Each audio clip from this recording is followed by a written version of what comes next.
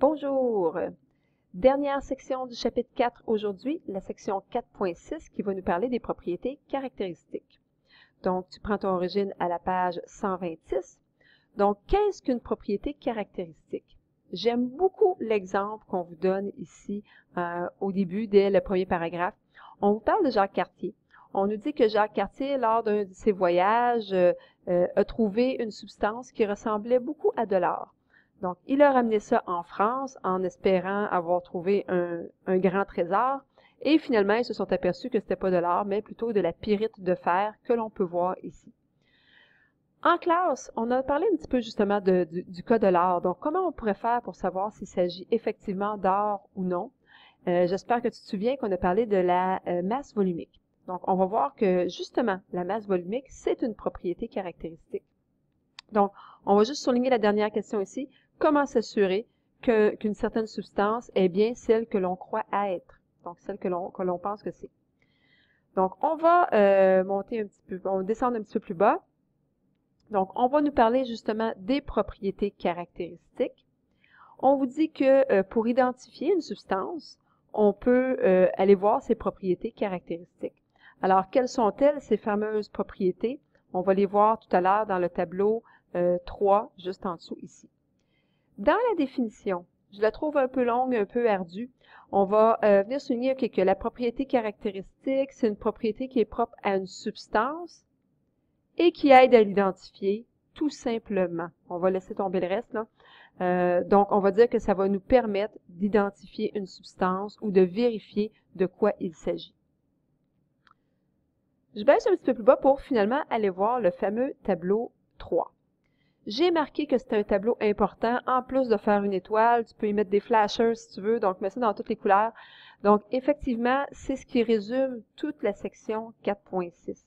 On va faire ici le parallèle entre des propriétés caractéristiques et des propriétés qui ne sont pas caractéristiques. Je te donne tout de suite un exemple de propriété non caractéristique. Si je te dis aujourd'hui, j'ai croisé une fille dans le corridor, c'est une fille qui mesurait à peu près 5 pieds avec des cheveux bruns. Est-ce que tu sais exactement de qui il s'agit? Est-ce que tu es capable d'aller identifier la personne dont je te parle? Ça me surprendrait. Donc, il y a des bonnes chances que tu dis, ben, Isabelle, il y en a beaucoup, des filles qui mesurent à peu près 5 pieds, puis qui ont les cheveux bruns. Donc, ça veut dire que la couleur ici n'est pas une propriété caractéristique, ni même la grandeur. Donc, la grandeur d'une personne, on pourrait s'imaginer que si on parle d'une substance, ben, on pourrait comparer ça peut-être à son volume ou sa taille. Okay? Donc, la masse, par exemple. Le poids de quelqu'un. Si je te dis, hey, j'ai croisé quelqu'un aujourd'hui, là, tu sais, le gars qui pèse 60 livres, ou 60 kilos plutôt, tu sais pas c'est qui. Donc, la masse, c'est pas une propriété caractéristique, le volume non plus, la couleur non plus. Il nous reste maintenant l'état. Est-ce que, selon si c'est solide, liquide ou gazeux, ça me dit exactement de quoi il s'agit? Non, pas vraiment. Par exemple, l'eau, que ce soit solide, liquide ou gazeux, c'est quand même de l'eau sous différentes formes. Donc, ça ne va pas différencier de quoi il s'agit, selon que ce soit dans un état ou dans l'autre. La forme. Si je te dis, ramène-moi l'objet qui est carré, ou ramène-moi la substance qui est carrée, ben, tu sais pas de quoi il s'agit, si la substance est en cuir, en aluminium, en fer, peu importe. Donc, la forme, c'est pas une propriété caractéristique, ni la température. Parce que souvent, les objets sont à température de la pièce. Donc, la température tout court n'est pas une propriété caractéristique. Par contre, si on s'en va dans le tableau d'en face, tu vas voir que la température de fusion, ça c'est une propriété caractéristique, tout comme la température d'ébullition. Ça veut dire à quelle température mon produit va fondre. Donc, si c'est une certaine substance, à quelle température elle fond. Si tu dis que c'est une substance qui fond à 0 degrés Celsius, ah, ben là, je vais penser que c'est peut-être de l'eau. Température d'ébullition.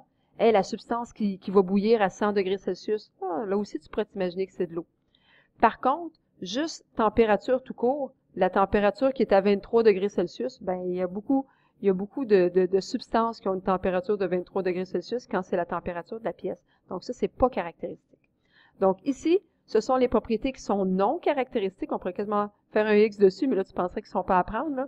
Mais c'est plutôt pour dire que c'est des propriétés qui ne sont pas caractéristiques, ne me permettent pas d'identifier la substance, tandis que de l'autre côté, j'ai les propriétés caractéristiques. Donc, si je continue, on a décrit température de fusion, température d'ébullition. Ensuite, Conductibilité électrique. Est-ce que cette substance-là va conduire l'électricité, oui ou non? Par exemple, les métaux, c'est pour ça qu'on les utilise à l'intérieur des fils électriques, ça conduit l'électricité. Conductibilité thermique. Est-ce que ça conduit maintenant la chaleur? C'est différent, ça. Donc, quelque chose qui va transmettre la chaleur. Donc, si tu regardes en quoi sont faits les chaudrons ou les casseroles que vous avez à la maison. C'est des produits qui vont être capables de conduire la chaleur parce que tu veux faire réchauffer ta nourriture. La ductilité. Est-ce qu'un produit peut se déformer sans se casser? Et là, je ne sais pas si tu vas bien voir à l'écran, j'ai apporté une petite trombone. Donc, la trombone, si j'essaie de changer sa forme, est-ce qu'elle va casser ou pas? Bien, c'est ça la ductilité. Si je suis capable de changer sa forme sans la casser, ça veut dire qu'elle est ductile. Si, aussitôt que je change la forme, elle se casse, elle n'est pas ductile. Donc, essayons de changer la forme. Ici. Donc, on voit que j'ai été capable de changer sa forme sans le briser. Donc, à ce moment-là, il est fait d'un matériau qui est ductile. Ce serait plus difficile de donner sa forme parfaite, par exemple. Donc, je vais juste le laisser comme ça. Prochaine caractéristique, la malléabilité. On dit que c'est la capacité à être capable de s'écraser. Tu pourrais penser, par exemple, à de la plasticine.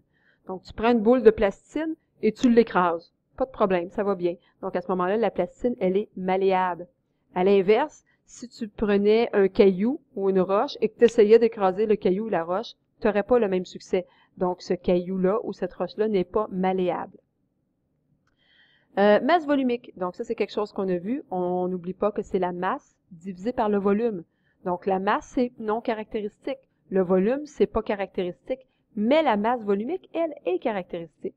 Donc, si tu prends la peine de prendre la masse divisée par le volume, là, tu vas te retrouver avec une propriété qui est caractéristique, qui va te permettre, par exemple, d'identifier l'or avec une masse volumique de 19,3 grammes par millilitre, ou encore la masse volumique de l'eau avec 1 gramme par millilitre. Dernier cours, on a parlé de acide et base, donc le pH, c'est une propriété caractéristique. Et finalement, la dureté. Il y a des produits qui sont plus durs que d'autres, c'est-à-dire des substances qui vont être capables de rayer une autre substance. Si tu penses, essaie de trouver la substance la plus dure. Je ne sais pas si tu la connais, je suis certaine qu'il y en a qui la connaissent à la maison. La substance la plus dure, c'est celle qui serait capable de rayer n'importe quoi d'autre. Alors, sur la Terre, présentement, c'est le diamant. Donc, le diamant va nous permettre de faire un trait, de venir user n'importe quelle autre substance. Donc, si, entre autres, on peut prendre un autre exemple, si je prends de la craie, je prenais une craie et j'essayais de faire un trait, une marque dessus avec mon ongle, est-ce que je serais capable? Oui. Donc, ça veut dire que mon ongle est plus dur. Si je prenais encore ma petite trombone et que j'essayais de faire un trait dans la craie, je serais capable. Donc, la trombone, elle est plus dure que la craie. Donc, plus une substance est dure et plus elle va être capable d'user ou de rayer une autre substance. Donc, c'est ça la dureté. Donc, d'un côté, produit, propriété caractéristique, l'autre côté, masse, volume, état, forme, température, couleur, propriétés qui sont non caractéristiques. On s'en va maintenant à la page 127. On a certains produits, certaines substances qui vont avoir des caractéristiques communes. C'est le cas, entre autres, des métaux. Donc, les métaux, on a dit tout à l'heure, entre autres, qu'ils étaient des bons conducteurs électriques. Donc, si on regarde les propriétés qui sont communes à plusieurs des métaux, bonne conductibilité électrique, bonne conductibilité thermique aussi, donc conduit la chaleur. C'est une substance qui va être brillante, éclatante, comme un peu ce qu'on voit ici, donc quand on pense à la pellicule d'aluminium qu'on utilise en cuisine. À l'état solide, il va souvent être à l'état solide à la température de la pièce, donc à 23 degrés Celsius. Une exception, c'est le mercure. Donc, c'est un matériau qui va être solide, donc qui nous permet de faire des objets avec une forme précise.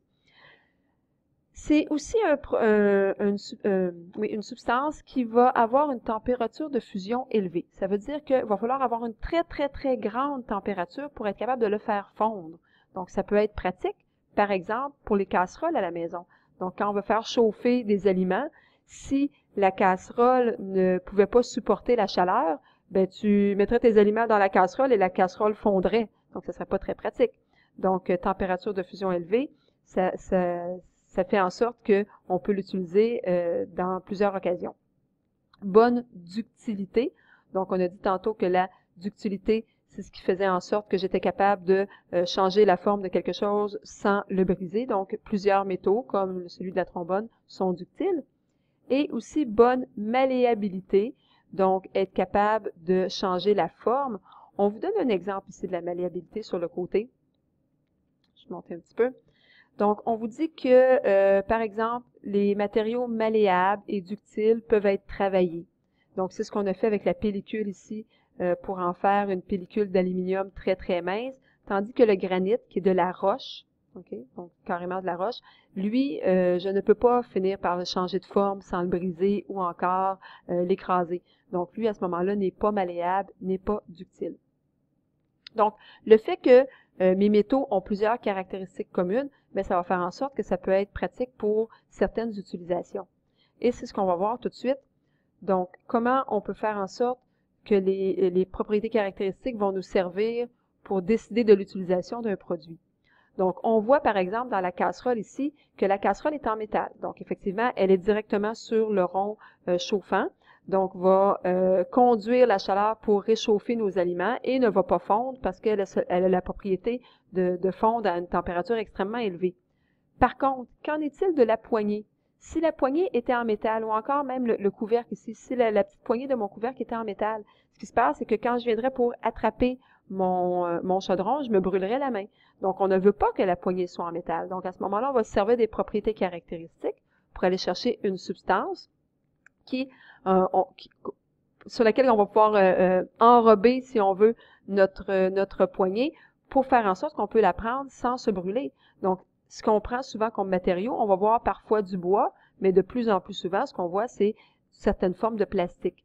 Donc, parce que le plastique a cette caractéristique-là de ne pas conduire la chaleur.